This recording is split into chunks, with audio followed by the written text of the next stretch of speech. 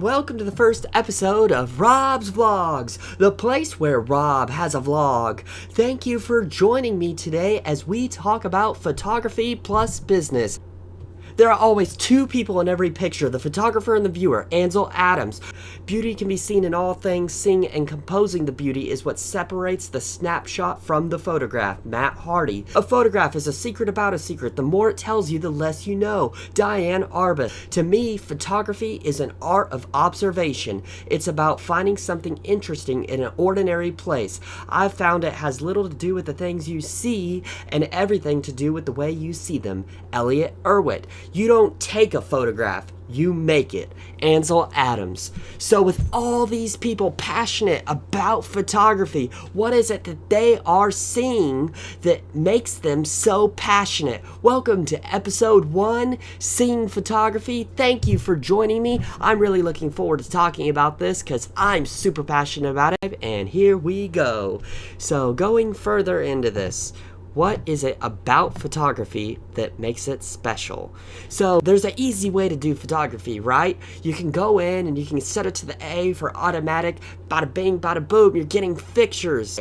But let's start talking about the manual setup and why you can use that towards your advantage. So going into it, let's talk about exposure. So exposure consists of 3 things. It consists of aperture, it consists of shutter, and it consists of ISO.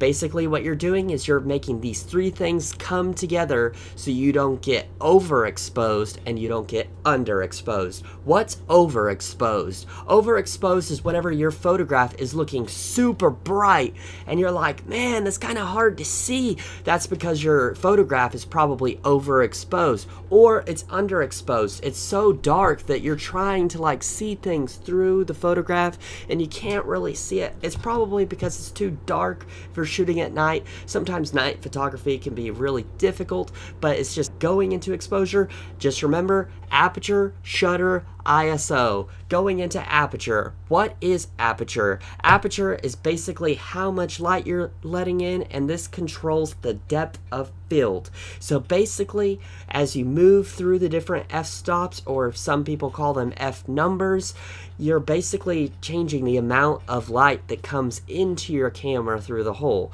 So basically, the higher up you go towards f16, the less light you're letting in, and the lower you go towards f1.4, the more light you're letting in. So basically, you're trying to find the balance of using your aperture along with your shutter and ISO to come out with a good photo.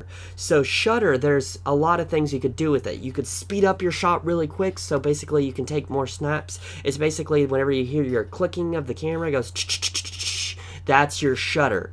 It's basically telling you how fast you're taking a photo. So a lower shutter speed lets you do things like light painting and stuff like that, which is really cool whenever you're trying to do that. It's a very artistic type of photography that can be done in bulb mode. Also, I don't know if I mentioned it or not yet, but Aperture also will control your depth of field.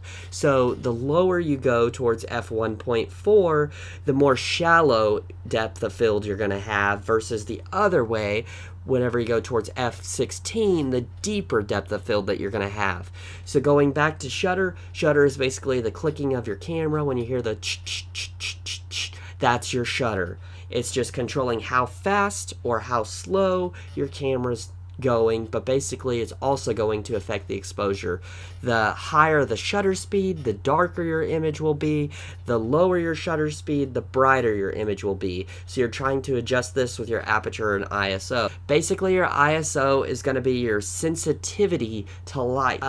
As you go higher in your ISO, which you're probably going to have to do whenever you start doing nighttime photography, it causes more grain. But the higher up you go, the more grain you're going to get in your photographs, versus the lower you go, the more smooth the photograph. So those are just the three different elements that you're looking at whenever you look at exposure. The goal of it is to balance them all out. So basically, it's a balancing game of the three different elements and putting them all together to make a beautiful photograph, which is an awesome skill to have. So it's not necessarily the easiest thing to do, but as you move on, it gets easier. You learn. It's all just practice. Practice makes perfect. So whenever you're doing photography, there's a lot of different areas you can go into. You can go into pet photography, you can go into landscape photography, you can go into portrait photography, you can go and do event photography, you could do documentary photography. There's so many different options out there for doing photography. So a lot of these different options, there's a lot of different styles, and basically whenever you start going into it, you're going to realize that not only can you do photography, but you get the opportunity to look at a bunch of different styles and find out which best suits you.